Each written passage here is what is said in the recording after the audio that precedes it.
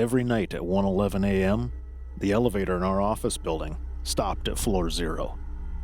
The problem was, the building didn't have a floor 0, and after I watched the doors open to it 3 nights in a row, I stopped getting in the elevator alone. I worked overnight security in a 10-story office building downtown. It was the kind of place that looked normal and expensive during the day. Glass lobby, brushed steel elevator doors, investment firms on the upper floors, law offices on the lower ones. But at night, it felt completely different. After the cleaning crews left, the whole building turned into HVAC noise, reflection, and empty hallways. My shift was from 11 p.m. to 7 a.m. Most of it was routine. Watch the cameras, badge in the occasional contractor, walk the floors, check the stairwells, make sure nobody had propped a side door open. We had 2 elevators in the main lobby, but after midnight, one of them would automatically switch to standby mode to save power. That left only elevator B running overnight. That was the one I stopped trusting.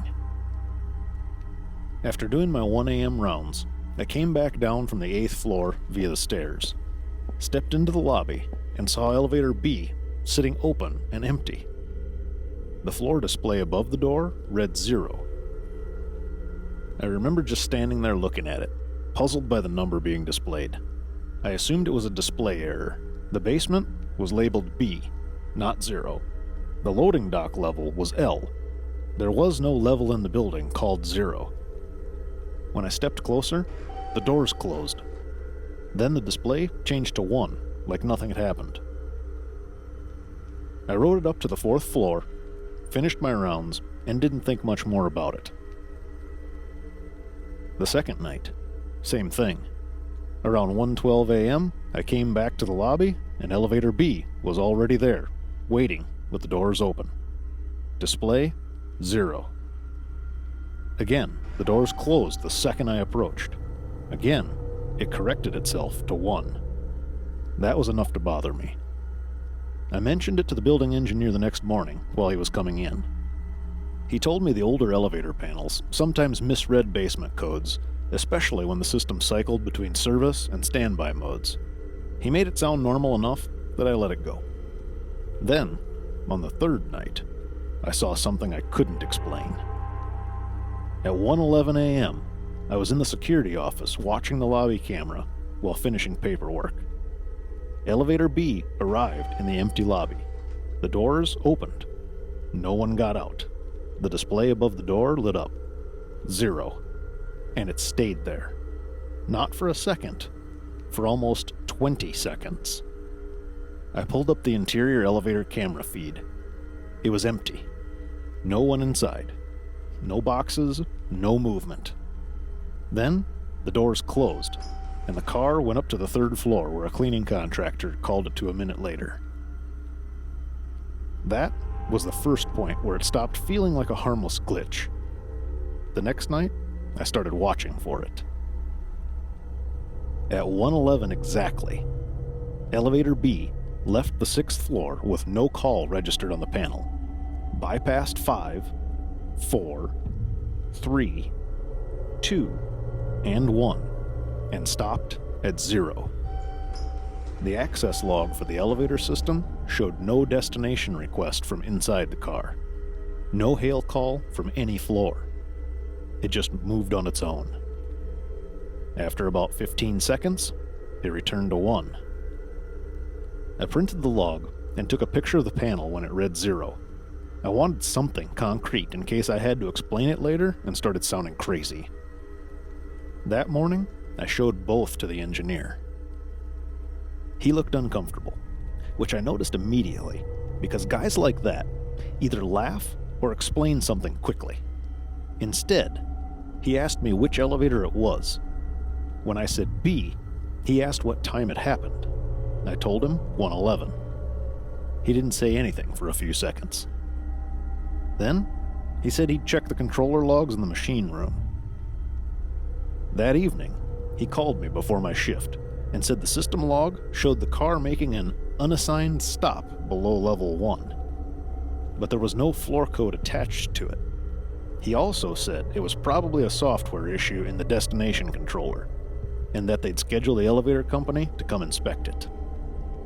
I asked him one simple question. Has it happened before? He said, not officially. That answer wasn't comforting. The fifth night, I stopped riding Elevator B altogether. I used the stairs for all of my rounds and watched the elevator on camera instead. At 1:11, it happened again. But this time, when the doors opened in the lobby on 0, something changed in the camera feed. Not a glitch exactly, more like a shift in brightness. The lobby camera dimmed slightly for the few seconds the doors were open, like the exposure had adjusted to something darker inside the car. I switched to the elevator interior feed. The car looked empty, but one of the wall panels, the brushed steel one opposite the doors, looked strange. The reflection on it wasn't matching the lobby. I know that sounds vague, but when you sit watching cameras all night, you get used to how surfaces reflect light. The panel should have been reflecting the bright lobby entrance behind the doors. Instead, it looked like it was reflecting a dark hallway.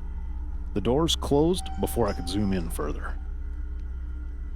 That was the first time I seriously considered calling my supervisor in. But I held off, because I still didn't have anything solid beyond a strange stop and what could have been a camera exposure issue. The next clue came from one of the cleaning contractors. She was working in the investment offices on the 7th floor and usually took her break in the lobby around 1. A few nights after the first stop, she asked me if one of the elevators had been opening on the wrong floor. I asked what she meant. She said she got in on 7, pressed 1, and for a second the panel inside the car flashed 0 before changing back. She laughed when she told me, like she expected me to say the building was falling apart. Instead, I asked her something else. Did the doors open? She said no. But she did say the elevator stopped once between floors, long enough for the lights to dim. Then it kept moving. That made it harder to blame on the lobby display. By then, I started checking old incident reports. Most were boring. Water leaks, badge access issues, after-hours lockouts. But buried in the maintenance notes from about a year earlier, I found one short entry from a previous security guard. Elevator B, recurring panel fault, displayed 0, reported to engineering. No follow-up, no explanation. I printed that too. The elevator company came out 2 days later. 2 techs spent half the morning checking relays, door sensors, controller boards, and the car top access. Their final report said no critical fault found. They updated the firmware, reset the controller, and noted an intermittent display anomaly. That was the official wording. That night, I believed it might actually stop. It didn't. At 1:11, Elevator B left the 9th floor and went down. This time, I was waiting in the lobby. I stood 10 feet back, with my radio in one hand and my phone in the other, recording video. The display changed from 2 to 1, then 0. The doors opened, the car looked empty, but I could hear something. Not voices, not machinery. Air movement. Like the car had opened onto a larger space than the lobby, and pressure had changed before the doors fully reached open. I didn't step inside. I moved closer, enough to film the panel and the entry door of the car, and then I saw the back wall indicator panel inside the elevator. Usually, it mirrored the main display above the door. This time, it didn't say 0. It said LL. I had never seen that code anywhere in the building. The doors shut before I could get closer. The next morning, I showed the video to engineering. The engineer watched it once, then asked me where I'd seen LL. I told him inside the car on the back wall indicator panel. He got very quiet after that. Eventually, He told me the original construction plans for the building included a lower loading level beneath the current loading level during early development. It was supposed to connect to an underground service tunnel shared with the neighboring property. The level was never finished. The project was cut for cost before the building opened, and the shaft access below floor L was sealed off before final inspection. I asked him if the elevator had ever gone there physically. He said it shouldn't be able to. That phrasing didn't help. A week later, management took Elevator B offline completely. They blamed modernization work. For the rest of my time there, only Elevator A ran overnight. But a month after B was shut down, I came in one night and found a printed service ticket on my desk from the elevator contractor. It wasn't meant for me. Someone had left it in the wrong office. Most of it was technical notes, but one line was underlined by hand. Car receiving intermittent phantom call below lowest registered landing. That was enough for me. I transferred to another property not long after. As far as I know, Elevator B is still in service today. They replaced the panel, updated the controller again, and probably documented it as a resolved issue. But a cleaner in the building I still know texted me about 6 months later. Just one sentence.